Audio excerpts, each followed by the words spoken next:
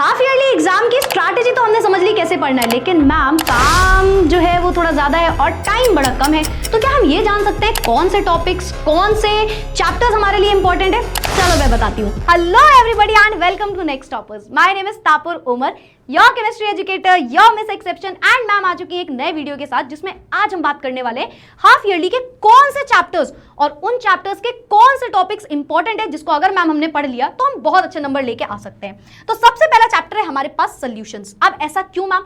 देखो सॉल्यूशंस की अगर मैं बात करूं, ये पहला चैप्टर है। सभी ने 12th में जब आए होगे तो बहुत मन लगा के पढ़ाई शुरुआत में तो जरूर करी होगी। अभी का तो मैम को नहीं पता, पर स्टार्टिंग में बहुत मन लगा के करी होगी। पहली चीज ये है। दूसरी चीज, ये थोड़ा सा बेसिक लेवल चैप्टर है।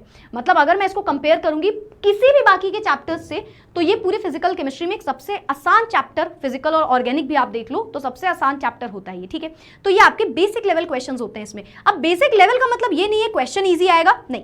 बेसिक लेवल का मतलब है कि ये जो चैप्टर है ये आपके बाकी चैप्टर्स से बहुत बेसिक लेवल का माना जाता है ना। बहुत डिफिकल्ट टॉपिक्स इसके नहीं होते, डायरेक्ट फॉर्मूला होता है एंड उसके बेसिस पे आपको क्वेश्चंस करने होते हैं, ठीक है। अब बात आती है मैम अगर इस चैप्टर को पढ़ेंगे भी तो इसमें कौन कौन से इंपॉर्टेंट टॉपिक्स हैं जिससे क्वेश्चन आएगा। तो सबसे पहले आपके पास राउल्ट्स लॉ। राउल्ट्स लॉ से क्वेश्चन बहुत बार पूछा जाता है। अब राउल्ट्स लॉ पढ़ोगे तो आपको कॉलिगेटिव प्रॉपर्टी समझ में आएंगी। चारों कॉलिगेटिव प्रॉपर्टी मन लगा के पढ़ लेना, क्योंकि यहां पे सबसे इंपॉर्टेंट टॉपिक कॉलिगेटिव प्रॉपर्टी होता है।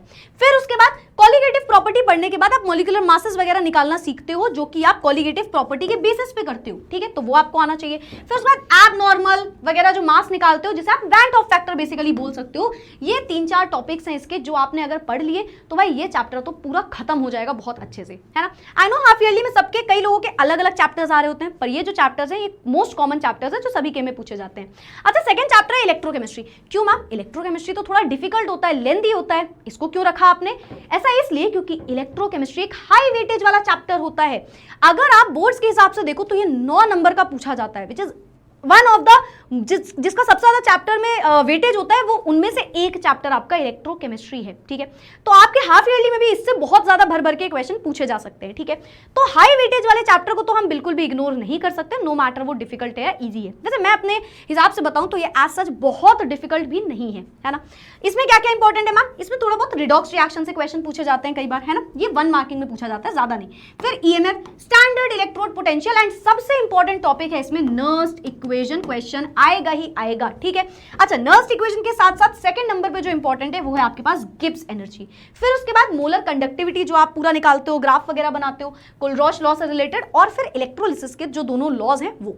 ये कुछ ऐसे टॉपिक्स हैं जिससे रिलेटेड इसमें क्वेश्चन जरूर पूछा जाता है और अच्छे अच्छे मार्क्स के क्वेश्चन पूछे जाते हैं, जिसकी वजह से इसका वेटेज बढ़ जाता है। तो इन टॉपिक्स को बिल्कुल भी मिस मत करना। नेक्स्ट चैप्टर अगर आपके कोर्स में आ रहा है भाई डी एंड एफ ब्लॉक, बिल्कुल भी मत छोड़ना। मैम बहुत ज्यादा वेटेज है क्या? एक्चुअली में तो 7 नंबर का पूछा जाता है पूरे बोर्ड्स में अगर बात करें, लेकिन अगर ये आपके में आ रहा है ना तो ये बड़ा इजी चैप्टर होता है। प्रेडिक्टेबल क्वेश्चंस, अगर आप इसके कुछ 4-5 साल के बस क्वेश्चंस भी सॉल्व कर लो और इसको बहुत ज्यादा डिटेल में पढ़ो भी मत, तो भी आपके आधे क्वेश्चंस आप इसके तब भी लगा सकते हो, सोचो। और अगर पढ़ लिया तो बहुत ही अच्छी बात हो गई, है ना।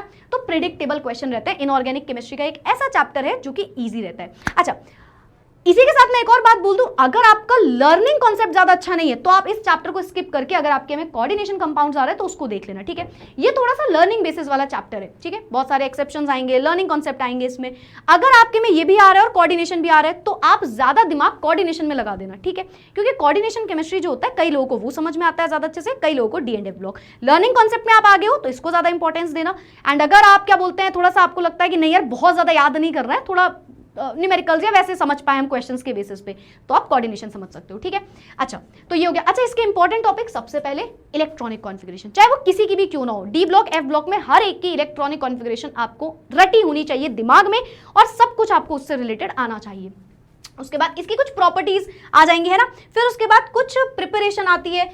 फिर उसके बाद K2CR2O7 और KMNO4 की रिएक्शन भाई जरूर पूछा जाएगा क्वेश्चन, एक काफी इंपॉर्टेंट कॉन्सेप्ट है, क्वेश्चन आएगा ही आएगा और बढ़िया क्वेश्चन आएगा। और कुछ एनर्जी से रिलेटेड भी आपसे पूछ सकते हैं ना, atomisation, ionisation energy and so on. उनके जो एक्सेप्शंस है दे आर वेरी इंपॉर्टेंट, ठीक है। उसके बाद लैंथेनॉइड और एक्टिनॉइड कॉन्ट्रैक्शन से रिलेटेड भी आपसे क्वेश्चन जरूर पूछा जाता है इस चैप्टर में, ठीक है। तो ये हो गया। इसका लास्ट चैप्टर है, अगर आपके में ऑर्गेनिक आ रही है तो भाई हेलो एल्केन हेलोरीन को मिस मत करना। अब मैम क्यों इसको पढ़ना है, ये तो 6 नंबर का होता है। इतना कम वेटेज को इतना टाइम क्यों दें? देखो, इसका अगर मैं एक सिंपल क्वेश्चन, इस क्वेश्चन का रीजन दूं एक सिंपल लाइन में आंसर, तो मैं क्या बोलूंगी? Organic is important. Organic chemistry आप इसलिए भी मिस नहीं कर सकते क्योंकि यार ये बेस चैप्टर होता है आपके ऑर्गेनिक का।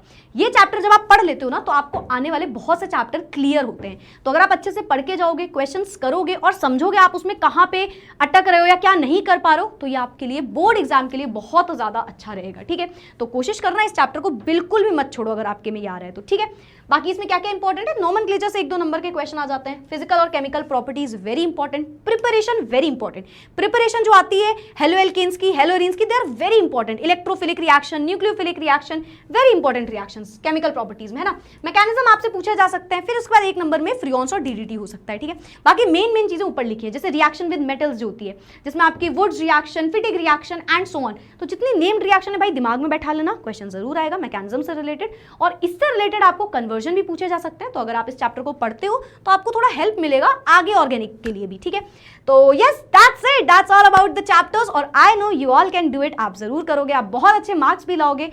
और हमें अच्छे मार्क्स इसलिए भी लाने हैं क्योंकि वो मार्क्स सिर्फ किसी को दिखाना नहीं है, हमें बताएगा कि हम बोर्ड्स में कहाँ स्टैंड कर रहे हैं, अभी हमारी प्रिपरेशन क्या है बोर्ड से रिलेटेड। तो आई होप सो आपको ये चीजें समझ में आ गई होंगी एंड इन टॉपिक्स को आप बहुत मन लगा के पढ़ोगे भी। Thank you so much everyone, I will see you all in the next video. Bye bye, take care, keep studying, keep learning and all the very best once again. Thank you.